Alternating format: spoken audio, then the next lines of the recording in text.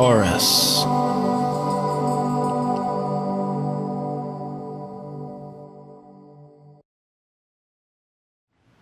Hello everyone, it's great to see you, and the channel here is new, so I'm going to have to ask you to resubscribe so I can get these videos to your inbox. And before we start the forecast, let me just update you that your monthly recorded audio scopes are up, and also your daily scopes. And thank you for all the great feedback on that. It is for a limited time free for you to go listen every single day. So just go to the website here and you can see what is up on a daily basis. Let's go to your forecast. Hello Taurus, this is your November forecast for 2013, and this is going to be a big relationship month for you.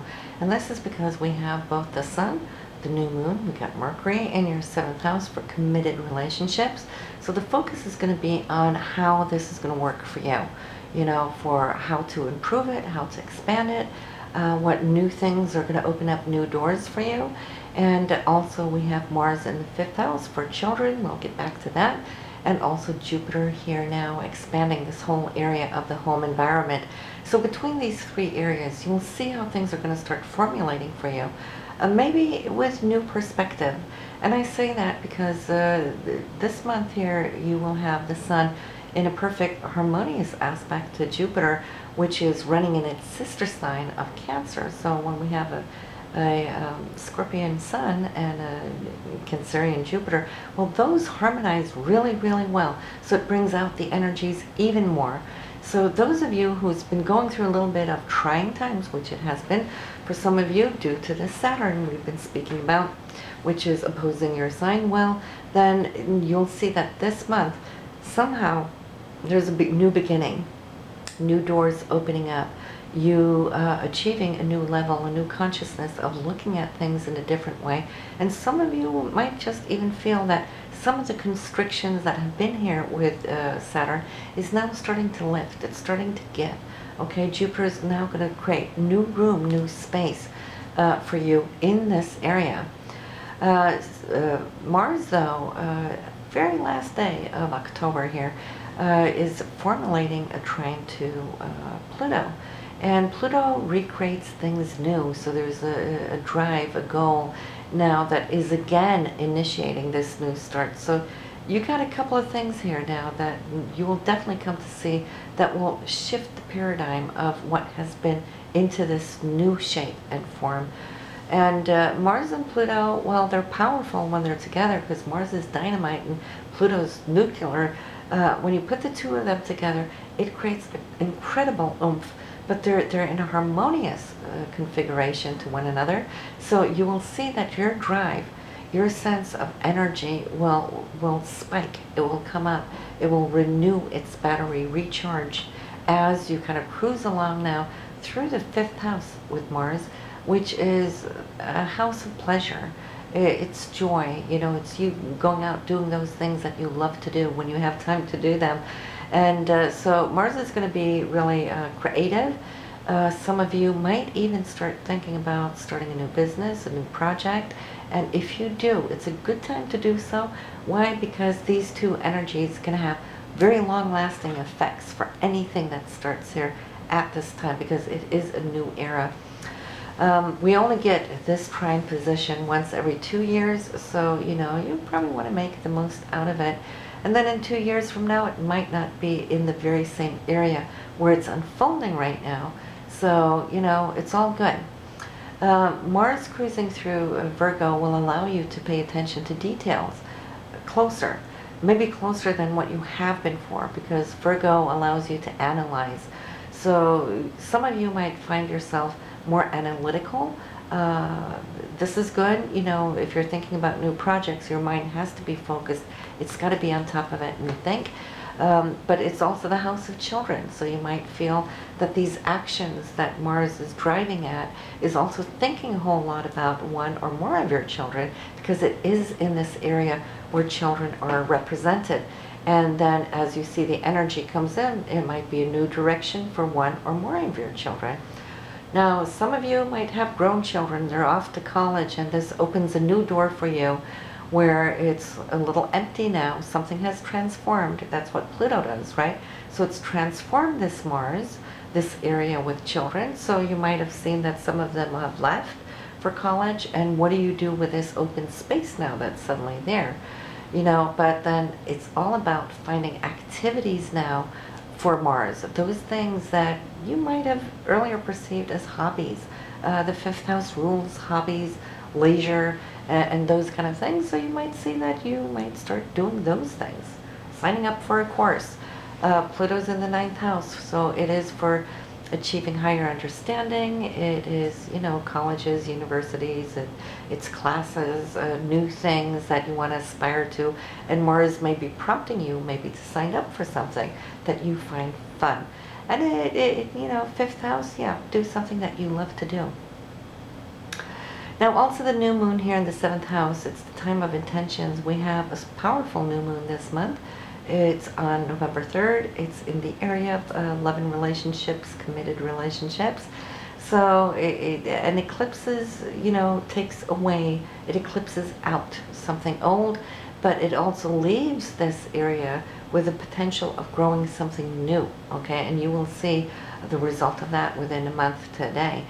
And you will see that it will take on shape and form within your relationships, or any kind of close one-on-one working partnerships could be as well too. So it's nice. And then the power of Jupiter lighting up this area.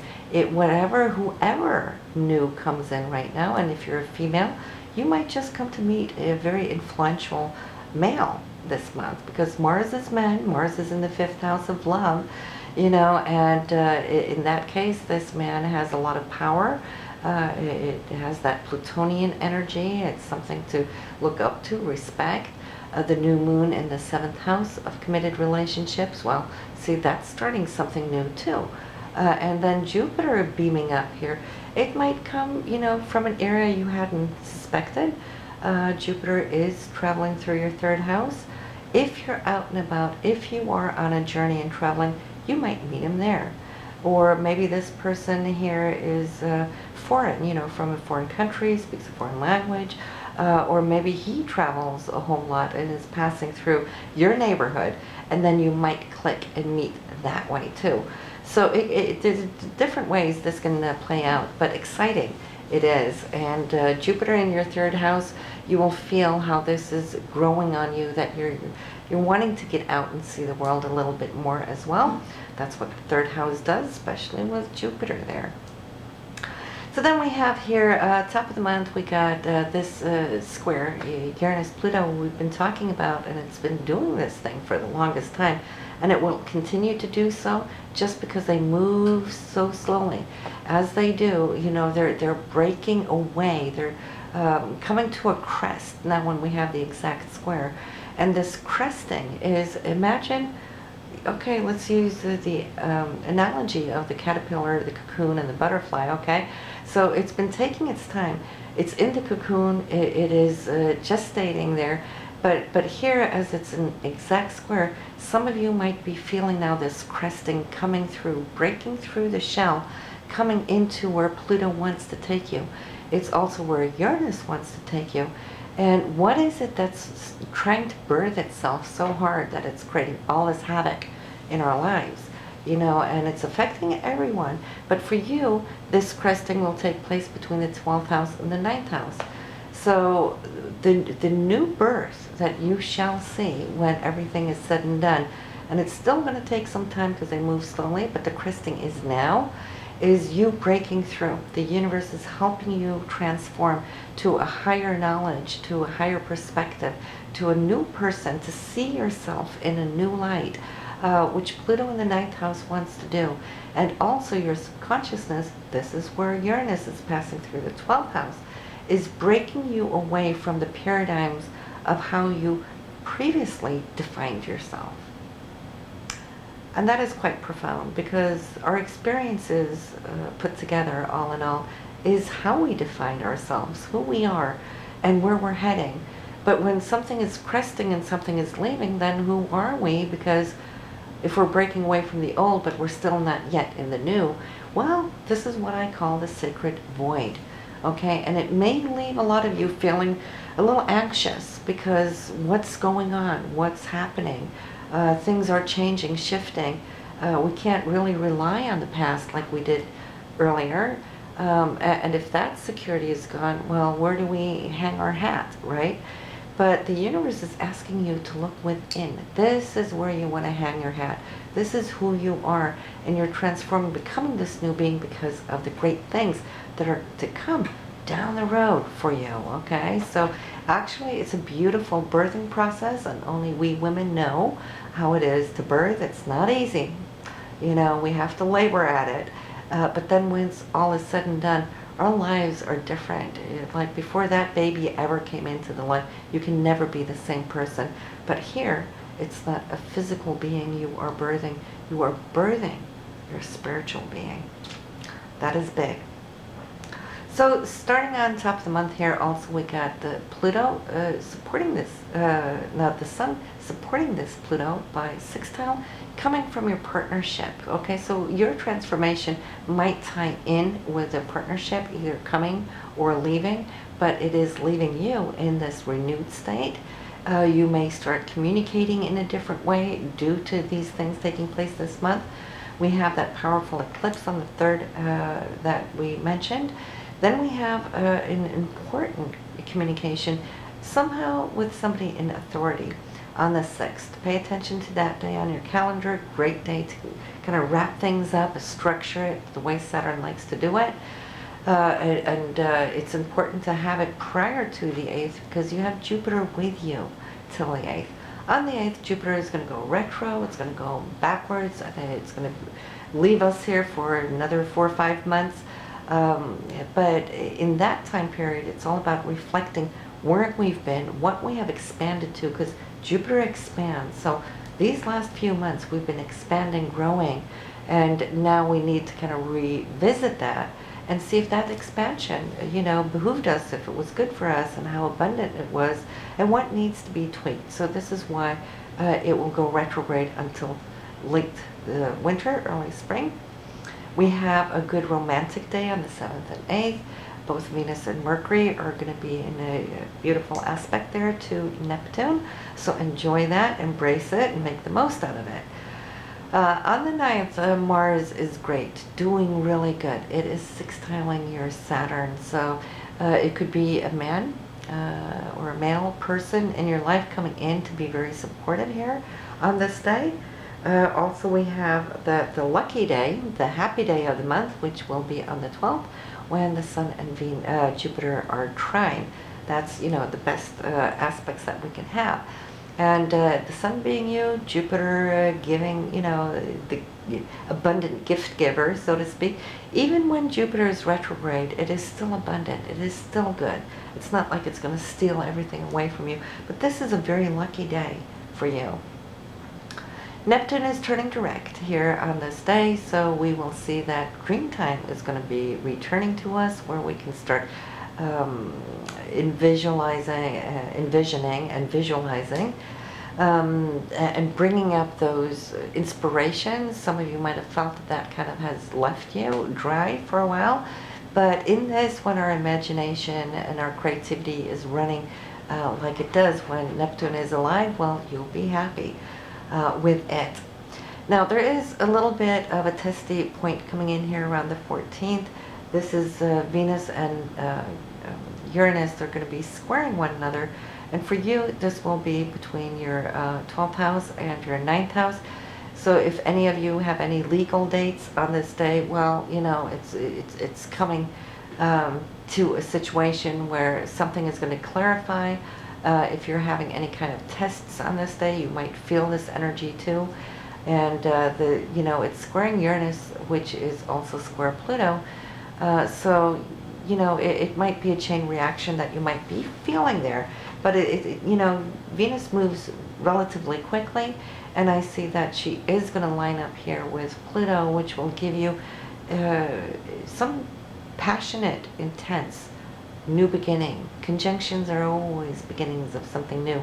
For you, it will be in the 9th house. That's the house of higher understanding, learning, education, laws, um, lawsuits, for example, or also travel. So on the 14th, you'll see it's a good day because it's going to allow you to start whatever it is new, opening up these new doors.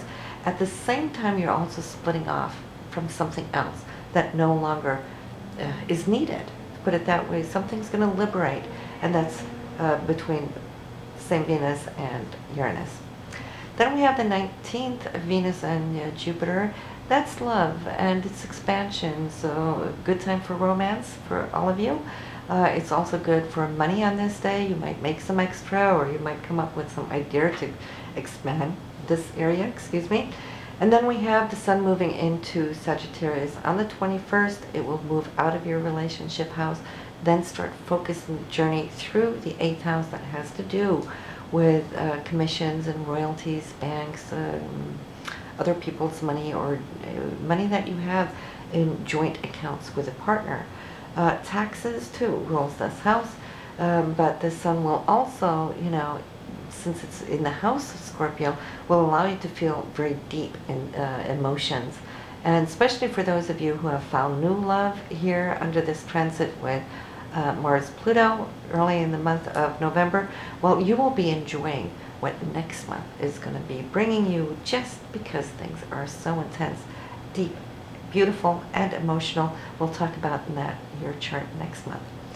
So end of the month here, we also have the sun in a beautiful trine aspect to Uranus, which is unexpected, twists, turns, surprises, but it's good surprises, not the negative ones.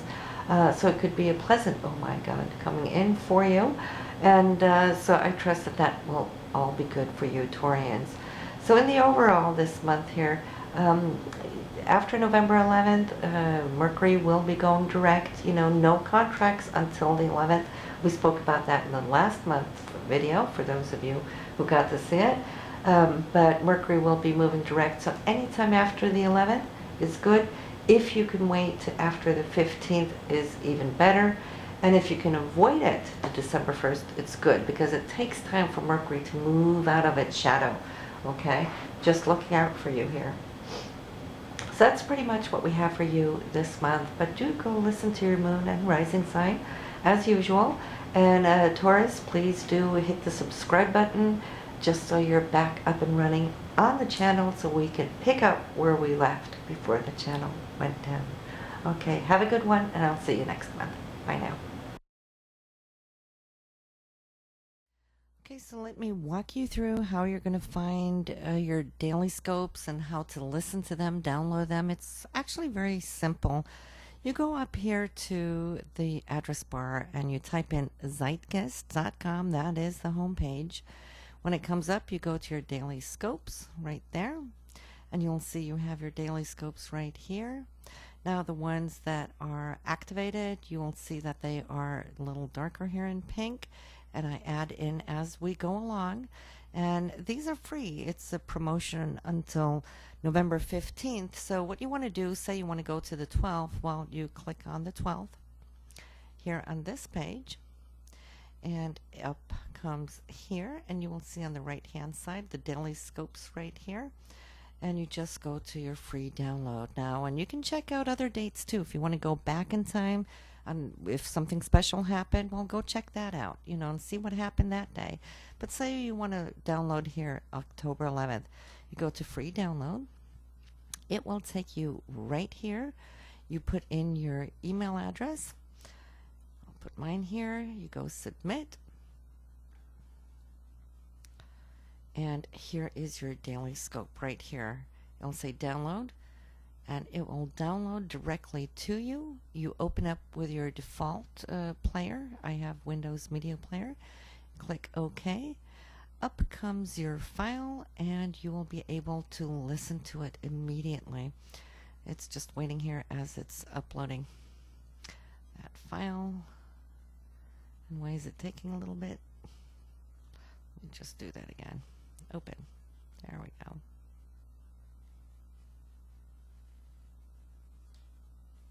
There's the file, and it will start playing here immediately.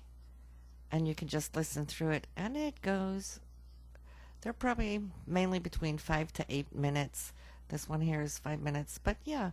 So you can listen to it. You can go back. You can listen to another date. You can come back every day. It is a free thing for right now, and if you would like to share this with your friends, go ahead and send them this link that I have here on Daily Scopes.